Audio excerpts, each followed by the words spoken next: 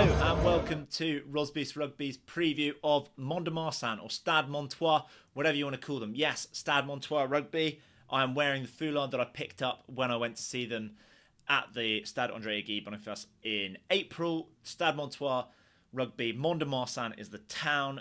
Classic example of the French team name being quite hard to decipher from, or the town being quite hard to decipher from the French team name.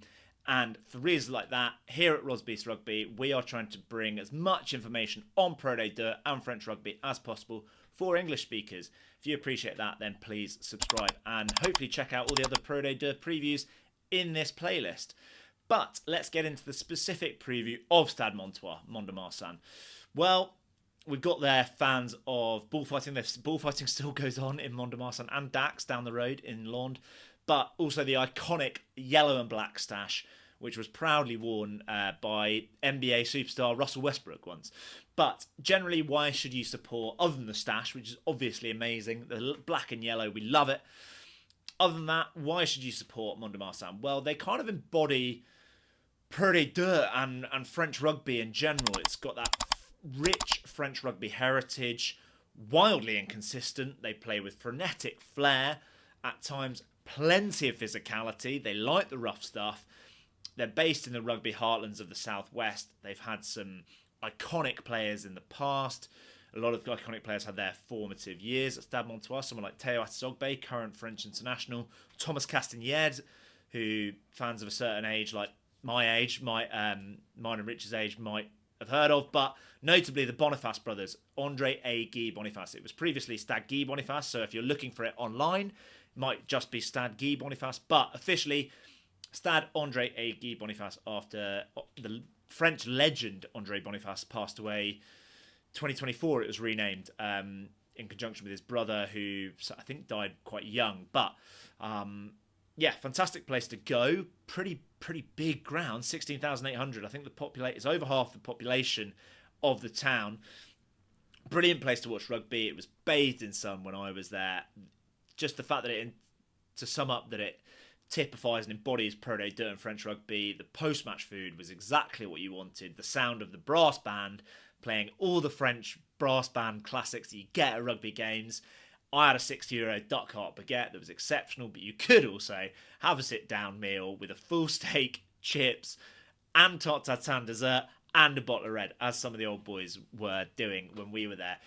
A little bit awkward to get to. It's less than an hour and a half on the train from Bordeaux. We actually came from Biarritz, but really, given it's only an hour away by car, but really awkward to get to on trains. So if you're driving, Biarritz is good.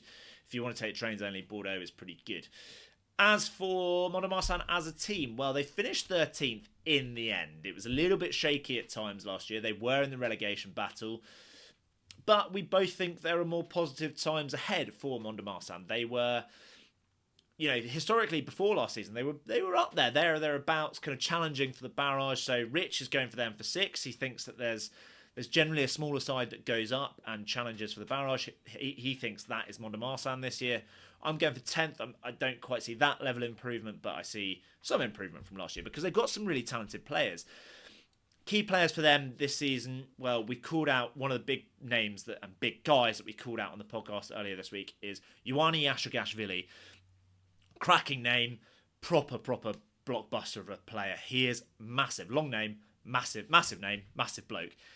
But he's 25, number 8, dynamic ball carrier, hits very, very hard. Georgian international, he will be a top 14 player next season, I reckon. I think his contract ends up at the end of the season. He is a brilliant player to watch. Gatien Massé is a real key cog for them, a classy outside centre. He loses his centre partner, Semi Langavala, who was brilliant, but Nakani Wangaya is another Fijian centre who plays a load of games. He's been at Mont de Marsan for years, physical inside centre, but also brings plenty of the Fijian flair. And then Gatien Massé is that classy outside centre, runs the great lines off that front foot ball that they will hopefully get off Wangaya and Ioannis Ashogashvili. Willie Duplessis is a really good kicker, sort of experienced head that does really well in Pro D2. He's a Dutch international, South African born. Another really exciting player within the Mont de Marsan ranks that you should definitely keep an eye out for and could well be a top 14 player in the future is Chamel Bento.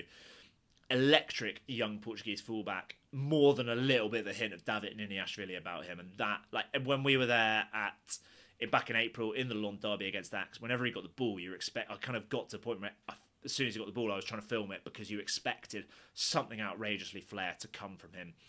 Talking of, I've mentioned Willie Duplessis is a really good kicker. Christophe Lustelot at scrum half is also a brilliant kicker. Statistically, the best kicker in Pro D2 last season, over 90%, which is pretty impressive.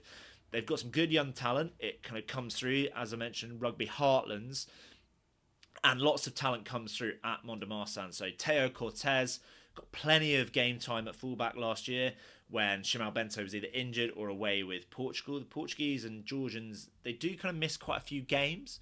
And Nicolas Darquier, so played in nearly every game. I think he only missed one game. But given the quality of Lustelot, that's pretty impressive. Not always starting, but he played a lot of games. Clearly, that's the succession plan for Lustelot, 21-year-old scrum half. Signings-wise, they are a lower budget club generally. Lado Chachinidze, giant Georgian starting lock from Black Lion. I'm sure he will fit in very well at Mont de Marsan. And Sam Tuifua, who Kiwi back row, he's been playing in the MLR, feels like he's going to be a dynamic ball carrier, possibly a bit of succession planning for Ioanni Ashkashvili as well. They do lose a couple of big physical presences. Aston Fortuyn, South African second row, is one of those. He's gone to Biarritz. He brought a load of physicality and edge. Jan Bretus retires after 338 games for Mont de Marsan. Absolute club legend, back row. That's some physicality they're going to have to replace. But the main X-Factor player, Semi Langavala, has gone to La Rochelle. He is going to be a superstar in top 14 this season, let alone way into the future. Really, really good Fijian centre. So, I mean, at their best, they are absolutely electric. They play with pace, they play with offloading. They can be utterly dreadful. So how do we sum them up in a sentence? Well, it is a talented bunch of players with minimal changes, good core group. They should improve on last year, albeit not by absolutely loads. If you've got any questions about Mont de Marsan, get in touch in the comments. Let us know what you think about Mont de Marsan and their chances for the season. If you appreciated this little deep dive, the information we've given you here, then please subscribe to Rosbifs Rugby, your one-stop shop for all things French rugby in the English language. But get in touch. I hope you enjoyed that.